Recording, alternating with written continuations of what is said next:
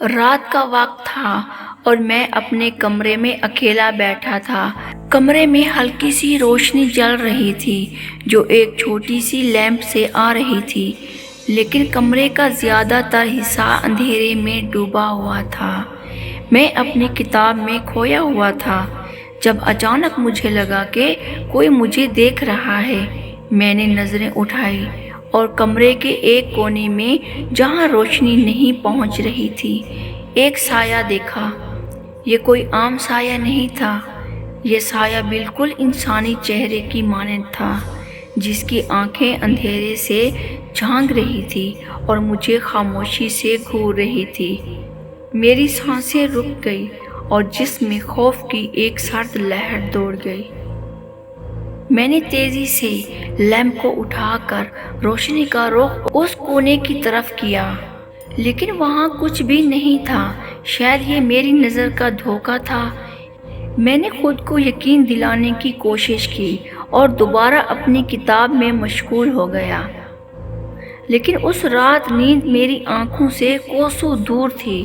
ہر بار جب میں آنکھیں بند کرتا وہ چہرہ دوبارہ سامنے آ جاتا، جیسے وہ میری آنکھوں میں بس گیا ہو۔ یہ ایک بار کا واقعہ نہیں تھا، اگلی رات بھی وہی منظر دوبارہ پیش آیا۔ میں کتاب پڑھنے بیٹھا اور وہی کونے میں پھر سے وہی چہرہ نمودار ہو گیا۔ اب کی بار وہ چہرہ زیادہ واضح تھا۔ اس کی آنکھیں سرخ ہو رہی تھی اور اس کے ہونٹ جیسے کچھ کہنے کے لیے ہل رہے تھے، مگر آواز سنائی نہیں دے رہی تھی۔ میں نے جلدی سے روشنی کی طرف ہاتھ بڑھایا، مگر چہرہ غائب ہو گیا۔ یہ سلسلہ روزانہ کا معمول بن گیا۔ ہر رات جب میں اندھیرے میں ہوتا وہ چہرہ مجھے گھورتا رہتا۔ کبھی کبھی وہ چہرہ اور زیادہ قریب آ جاتا، جیسے وہ میرے پاس آنا چاہتا ہو، مگر جیسے ہی میں روشنی جلاتا وہ اندھیرے سے چھپ جاتا۔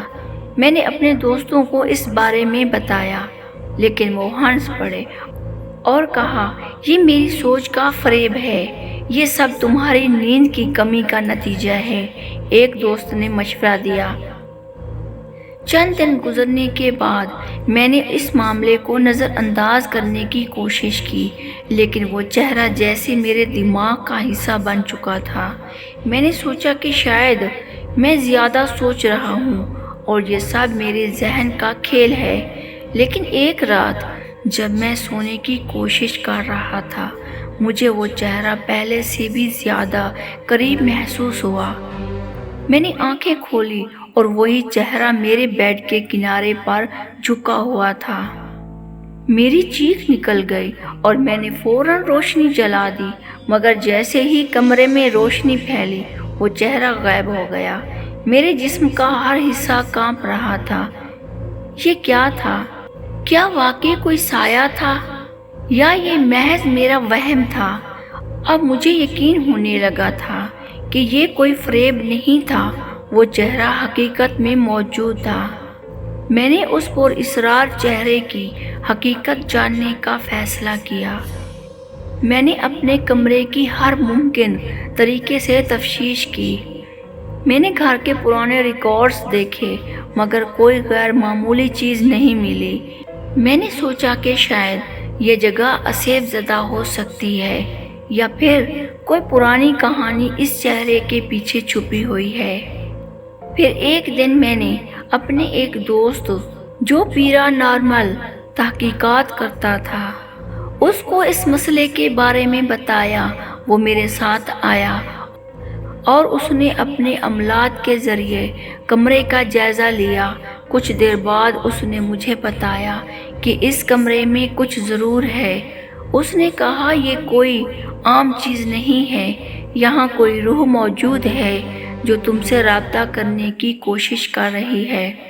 تحقیقات کے دوران ہمیں معلوم ہوا کہ اس گھر میں بہت سال پہلے ایک شخص رہتا تھا جو پر اصرار حالات میں مر گیا تھا۔ کہا جاتا ہے کہ اس کی موت غیر فطری تھی اور اس کا قاتل کبھی نہیں پکڑا گیا۔ لوگوں کا ماننا تھا کہ اس کی روح آج بھی انصاف کی طلب میں بھٹک رہی ہے۔ مجھے یہ جان کر دھچکا لگا کیا وہ چہرہ اسی شخص کا ہو سکتا ہے؟ کیا وہ مجھ سے رابطہ کرنا چاہتا ہے؟ میں نے مزید تحقیق کی اور پتہ چلا کہ اس شخص کو ایک اندھیرے کمرے میں قید کر کے مارا گیا تھا، اور حیرت انگیز طور پر وہ کمرہ میرے موجودہ کمرے کی جگہ ہی تھا۔ اب جب مجھے سچائی کا علم ہو گیا، میں نے فیصلہ کیا کہ میں اس روح سے بات کرنے کی کوشش کروں گا۔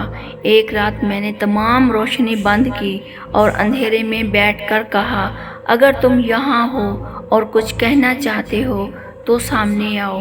کچھ دیر کے لیے خاموشی رہی، لیکن پھر وہ چہرہ ایک بار پھر ظاہر ہوا۔ اب وہ میرے بالکل سامنے تھا۔ چہرے کے ہونٹ ہل رہے تھے اور ایک مدھم سی سرگوشی سنائی دی، مجھے انصاف چاہیے۔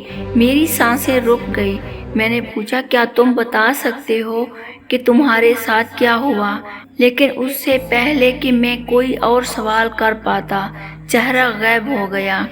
میں نے اس روح کی کہانی مقامی حکام کو بتائی اور اس شخص کے قتل کی دوبارہ تحقیقات شروع ہوئی۔ کچھ عرصے بعد قاتل کا سراغ ملا اور اس کے خلاف کارروائی کی گئی۔ جب قاتل کو سزا ہوئی تو اس رات کے بعد وہ چہرہ کبھی دوبارہ نظر نہیں آیا۔ ایسا لگتا تھا کہ وہ روح آخرکار سکون پا چکی تھی۔